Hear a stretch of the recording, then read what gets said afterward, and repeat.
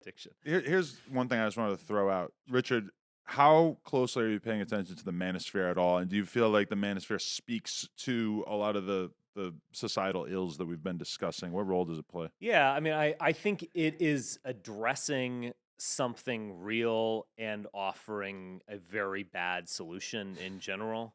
And I think someone like Andrew Tate is just the full-on expression of this kind of thing. It's addressing the loneliness. I think it's also kind of, it's funny because it's like no Chad ever trained to be a Chad. Like, he might have gotten some avuncular advice here and there, but he just does, he knows like how to go to a woman and make, have that right combination of flattery and a little negativity, tough guy stuff. I'm in control. He knows how to seduce a woman. He doesn't need to be trained.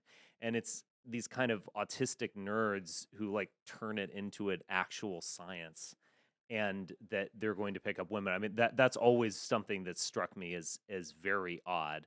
But no, I don't. I think it goes back to kind of what we were talking about before, is it's just dwelling on extreme negativity about women, thinking of them as all race mixing sluts or they're whatever. taking your advice. They have the enemy.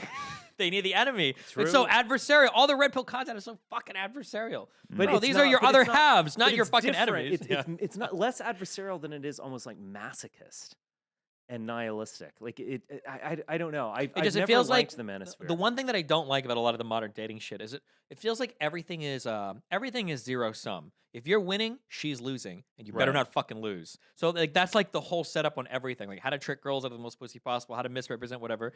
Like girls want this because they're trying to fucking make you miserable. You got to hold them in check and blah blah blah. And it's like damn. Like you notice that none of the red pill guys, or at least none of the ones that I've seen, they never talk about relationships. It's exclusively about hooking up and sex, Right. and then maybe. And when they talk about relationships, talk about how important it is to date like 5 girls at once. But in terms of like, how do you maintain, like, what do you do 6 months into a relationship when like the honeymoon phase is gone? Like, I've never heard a red pillar ever in my life talk about this. It feels like they have to get to that eventually, right? I don't know. Do they? Do any of them even fucking date? They don't Like, I don't need know. to. And their appeal, I mean, like Andrew Tate's audience was incels. I mean, this is the other like grand irony of the situation, where it's a bunch of people almost using him as like a mascot or spectator sport about being ultra masculine, And you've got these guys making like $25,000 a year talking about how like, yeah, I'm gonna date 4 women at once because no one woman is gonna hold me down because that's our reproductive strategy. And it's like, bro, you're a fucking virgin. What the fuck are you talking about? But when you hear the stories about kids in elementary schools and shit, or saying terrible things to girls in school because they listen too much Andrew Tate, that's when it does get kind of scary. It's like, so this shit really is appealing to like little boys. And a lot of guys, I get women that email me who are like paranoid that like, I've had some that have broken up with boyfriends that have gotten obsessed with some of the Andrew Tate stuff.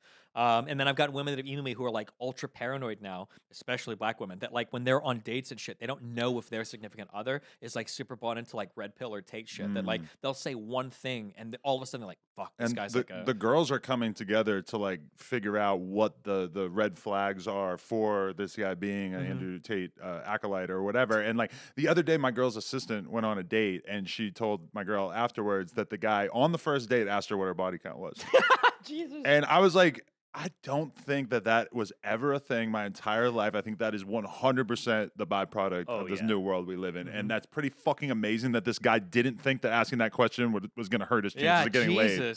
Like we had growing up, I think we had like, there were sluts and whores, like, oh, this girl sleeps around. I definitely wanted to know, but I didn't think that it was my right to ask. Sure, when I was in high school. And I don't think there was quite the obsession with like, if you've had more than like 2 dicks in you, you're like undateable. Yeah. But I don't, maybe no, in a lot of ways, it does remind me of the conversations that I was having when I was like 14 of like, oh, she's fucked 8 guys, she's a fucking whore or whatever. And that basically is what you hear on a lot of these manosphere podcasts these days. Yeah, weird obsession with purity as well. Like it's not that big of a deal. But they can fuck as many people as they want always. They're not fucking anyone. I think a lot of them aren't. No, that's the thing about it. They're virgin. Like it's because bizarre. the way that they talk about women sometimes.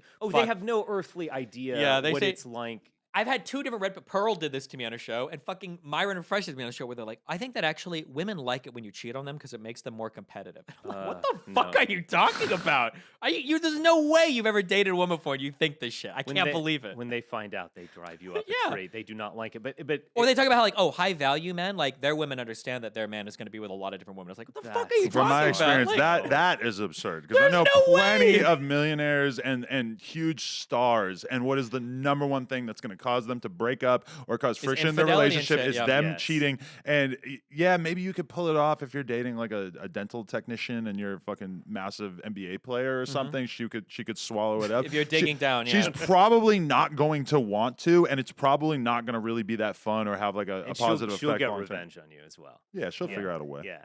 But I think the interesting thing is where we are is like in many ways, what we're experiencing now is a kind of return to nature. So if you talk to Fuentes or something, they would depict monogamy and marriage as like the natural order. And, this is, there's one man for every woman and all that kind of stuff. That's not the natural order at all. I mean, in terms of nature, most men are not going to reproduce. It's actually going to be 80 to 90% of males that don't reproduce. No Really? shot. I don't think that's true. 80 to 90? Absolutely. No way. Yes way. We can talk about this afterward, but if you just go with I'm me in my intrigued. argument. Okay.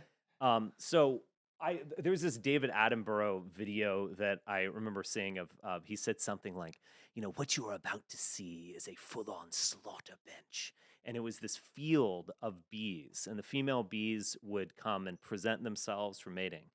And swarms, hundreds of thousands of bees would descend upon them, and they would get into this massive death orgy where 99% of them would perish fighting to get to the woman. And they don't even know who won in a way because all of the male bees are dead. Now, that's an extreme example, but it's not unlike, deer crashing, rams crashing into each other, etc. We, again, things like antlers and so on, this is all about fighting other men for women. And not everyone gets to have a woman. Only the best do. Most of the male population is not going to reproduce themselves. Well, but then that And would mean most of the female population is not reproducing either. Because well, it's not like there's a ton of men that are all having sex with like tons of women. well, and- yeah, but it is like asymmetrical. I mean, if you've ever gone hunting, you don't want to kill a female pheasant, let's say, that's gray. You actually go after the males only. If you're picking crabs out of the ocean, you leave the females there. It's a more valuable resource. Sure, I understand that, but for humans, it's not like it's normal that like one husband has 2 wives and then they all have kids together. It is, though. I mean, in terms of class dynamics, things have been totally reversed. In terms of class dynamics previously, absolutely people were making love with the peasantry and spreading their genes that way. And many peasant men in particular are going. There might have been infertile. like some like harems and stuff by like the aristocracy and I'm shit, not- but I think that for Not necessarily talking harems. I'm talking upper classes were outbreeding lower classes, and the upper class, that notion of a prima nocta or something like that, it's a myth, but it's kind of real in the sense that upper people were mating with lower orders and outbreeding the lower orders and replacing them. So what happened, I mean, there's been a lot of studies with this, but like what happened in previous times was downward mobility. So richer, more intelligent, aristocratic people were outbreeding the lower orders. And so they would move down in social status. And that's something we don't think about. We're all like, my grandfather's a coal miner and now I'm going to college or whatever. The difference there would be my grandfather was king and now I'm a farmer or a shop owner. There's downward mobility. So it was a kind of great replacement of sorts that was occurring throughout history. And I think it was probably ultimately beneficial, even if it is cruel and unfair. You can't just let them dog whistle like that. with great replacement. I mean, somebody's gonna call it out in the comments. No, I feel like this isn't true, but I don't have the numbers on hand. I feel like Gregory Clark has written a few books on this. He's looked in terms of surnames. I just can't believe that 90% of men historically haven't reproduced. Not, And I'm not claiming that. I'm saying in nature. In nature, you for animals and you shit, I could You will understand have examples of that, and in the human population, you'll have something closer to that. Pure monogamy has never been natural. sure, I think that In the way that we had it in the mid 20th century. Yeah, I understand that, but I think that humans are unique in that our reproductive our reproductive realities are a bit different than most mammals in that one, our women are pregnant for a long time, Right. and two, our offspring are fucking worthless for like years. Yes. Like you see, like baby kittens and shit are walking. I think on is it day one? Oh, Yeah. Or, yeah, they're walking definitely. immediately, And they could separate from the mother almost. yeah, and immediately. our babies, if you like poke their skull, their fucking brains will cave in when they Right. come out of the fucking womb. You Right. got to be careful. So I feel like that dynamic biologically kind of necessitated that there had to like you couldn't just fuck like 20 women and then walk away because then the women are gonna die and the kids are gonna die. You had to have men Yeah, like yeah. taking care of like the women like naturally, otherwise it just wouldn't work. Oh, as a there's no reproductive thing. doubt that there's a huge spectrum when Mhm. it comes to this, and we're way over here. Like the amount you have to put in at least a decade of investment into an offspring. Yeah. In nature, that just wouldn't make sense. Yeah, by a decade they're It- dead. Yeah. Yeah, right, exactly. There's no doubt what you're saying is true. But all I'm saying is, even within that spectrum, like pure monogamy as we had it in the 20th century is not really a thing, globally speaking. Sure. Most men, a lot of men are going to lose out on this, and I feel like we've returned to this state of affairs through crazy means. Like in many ways, we've returned to it through feminism in this weird way, which is extremely picky. You know, they're so picky they hate men, kind of thing. But all of that is a kind of shit test or challenge to win them over. Like I feel they're, like- they're maybe being too picky for their own good, but Mhm. they are being picky, and that is a kind of natural order of things. So I think through like this postmodern like weird stuff we're going through, there's going to be a selection process for certain people. You know that Chelsea Handler video that I bet you guys saw like a few weeks ago? It wasn't that funny, and it was ultimately just kind of sad, where she's just saying like, I masturbated this morning and now I'm going on a Tinder date and I'm gonna rewatch the Obama biopic or whatever. There's just something deeply sad about it. The fact is, there aren't gonna be more Chelsea Handlers. Like she missed it. She missed the boat. And there are going to be different people are engaging and breeding who made the boat. Mhm. And so a lot of the alpha types, guys who are completely reckless, knocking up women left and right, etc. Whatever you want to say about them, they are going to survive. Hyper religious, Christian people, like they are going to have a future. Rich people who maybe want a trophy wife and 2 trophy kids, whatever you want to say about it, they're going to have a future. So I think we're in this bottleneck of reproduction, and we're hearing this like screams from the people who are getting left behind. And it's the incel, community. It's the people attracted to Andrew Tate and the manosphere. It's the people shooting up a massage parlor. Like there's a lot of pain going on because we are in a really intense bottleneck right now. Yeah, I agree. I don't know if I'm gonna go down a whole fucking 2 hours of red pill conversations. I guess my broadest sense, I feel like this is something I've talked about a lot because I've done a lot of red pill content lately. I feel like there are 2 really unique things that are happening right now for women. One is they have control over their reproduction, so they have access to sex without it being a permanent affair. Right. And 2, they're actually making money now, a lot of money.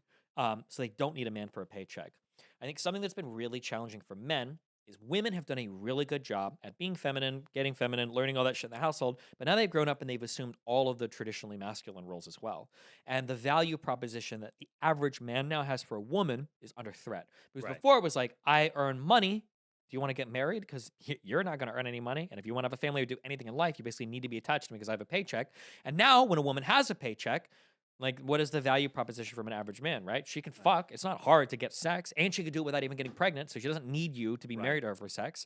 And she's working. So, like, if you have an average job, like, you need more than that. And I think men have had a really hard time catching up in that women have grown and evolved, whether you can blame affirmative action or pushing them or whatever. The reality is that women have evolved so much. And I think men are still kind of stuck in this, like, 60s, 70s Women mindset are more where it's like, tuned to the world.